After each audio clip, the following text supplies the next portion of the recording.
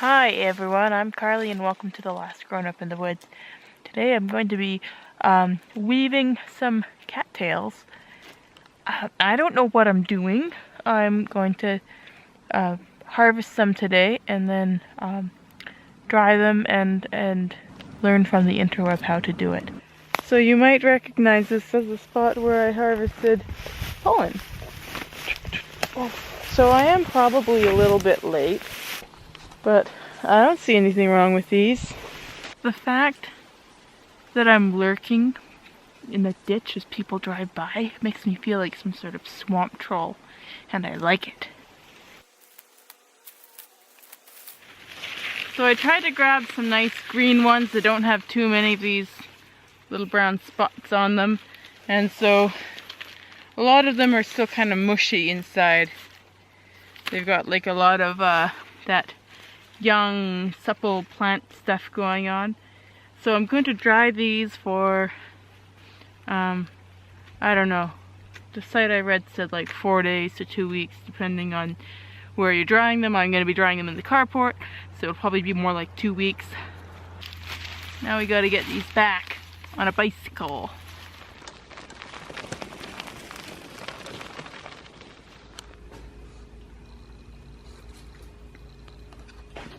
Seems like I have about half the amount that I started with. Oh wow. I'll weave something small. Hi everyone, never mind me, I'm in my pajamas. It's like 6 weeks later, and the Wicker Woman, which is where I was reading the article and processing these, says to leave these out for 2 or 3 weeks and then to actually bundle them up in newspaper until I'm ready. I didn't do that because I'm bad with getting around to things. Now, as I was watching a few videos online, because the Wicker Woman didn't actually have a cattail weaving video, just the prep, people did do this with fresh ones, and I think the issue with that is that because they'll be all compressed together, then as they dry, they could form mold. And plus, this way I could wrap these up in newspaper and just process them anytime in the winter. Or at least that's why I think I've done this. But now I need to get these wet, so I'm actually going to wrap them up in a wet towel.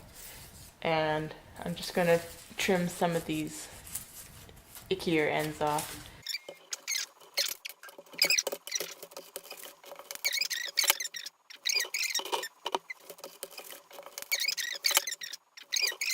So I woke up this morning and they still were a little bit crinkly, so I flattened them out and put an extra damp towel over top, and they feel a lot better now.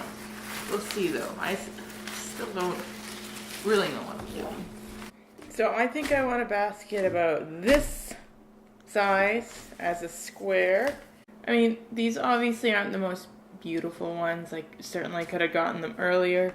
I don't know if the little spots were there before I picked them, or if it's because I kind of didn't take the greatest care of them when they were drying. So for this part, I've at least taken the first steps from a YouTube channel called the Basket Master, but she used reeds, and it sounds like she kind of ordered them from somewhere, so they're all nice and uniform. On these, we have a flatter side and a rounder side. I doubt you can see it, but I'm going to be putting the rounder side down. She has them quite far apart, but these are a lot bendier than the reed. So if you're wondering, you're like, hey, if this Basket Master lady knows what she's doing, why don't I go watch her channel? Now the benefit of watching mine is that you get to learn all about my mistakes, because I think that's a pretty good way to learn. I want about this to be my basket side. Okay, that'll work. And I'm just going to weigh it down using this piece of 4. And I'm just going to start weaving. And I'll start weaving up here where everything's a little bit more easy to pick up.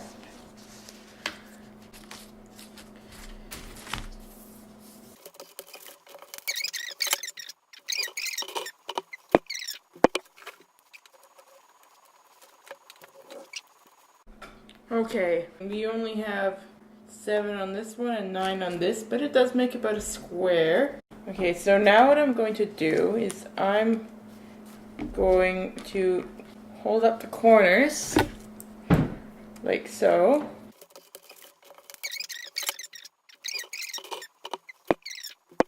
Instead, I'm going to twine them together. Before I do that, I'm just going to cut these ends off. Okay, so I could use hemp or something, but I'm actually going to try splitting some of these up and using the fiber off of these.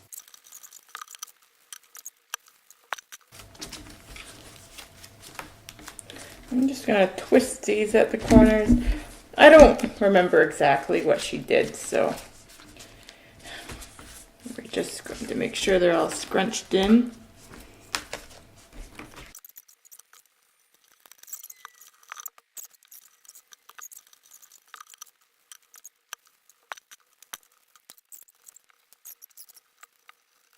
Maybe I can kind of stick it under. There we go.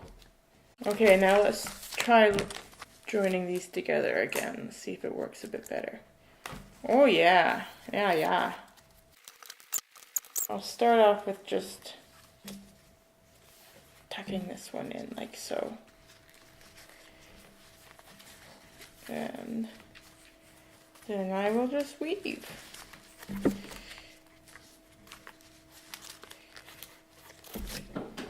Hold these ones up.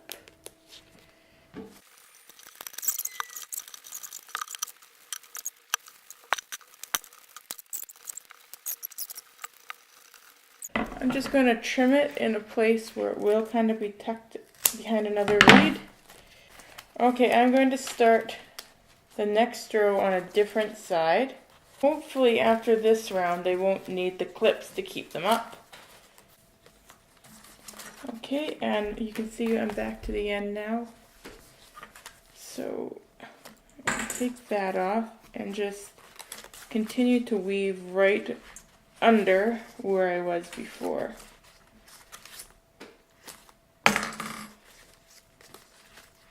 This one's really floppy. In hindsight, I should have probably used a stiffer one.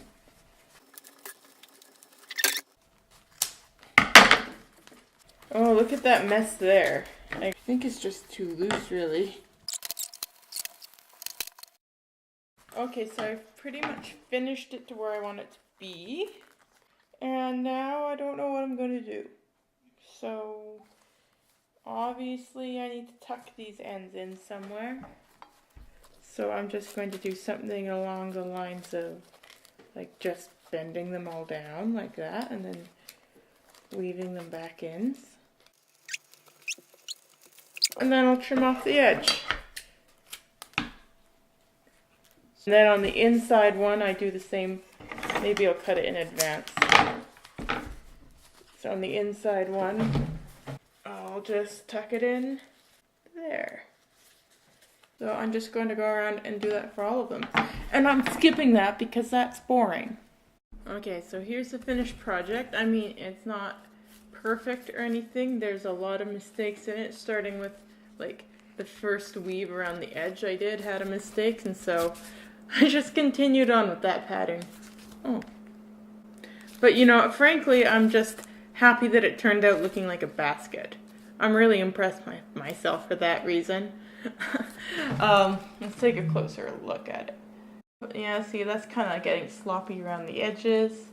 One thing I'd do differently next time is I'd make sure that the bottom part had stiffer leaves, just because once they were up here, they were kind of flopping over a lot more. Failing that, to at least have stiff ones at the corners, because those are, you know, kind of crucial to making the whole thing stand up. Yeah, you can see this was our floppy corner, and you can see that it turned out to not really be a corner. Hey Lexi, what do scientists do with bones? They bury them.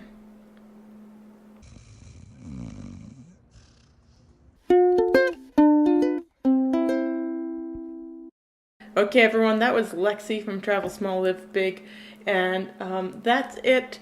So if you have experience with weaving with cattails, go ahead and tell me about it in the comments. You can give me some advice or some pointers, or tell me what I did wrong. Just be nice about it. Yeah, I think it's definitely one of those things that you're never really going to learn unless you go ahead and do it. So if you are new to my channel, you can go ahead and hit that subscribe button right here, and hey, you might as well hit that bell symbol down there so you get notifications. You can also check out some of my other videos right here, and check out Travel Small, Live Big, and go say hi to Lexi right here. Okay, that's it, and remember, you're never too old to play in the dirt.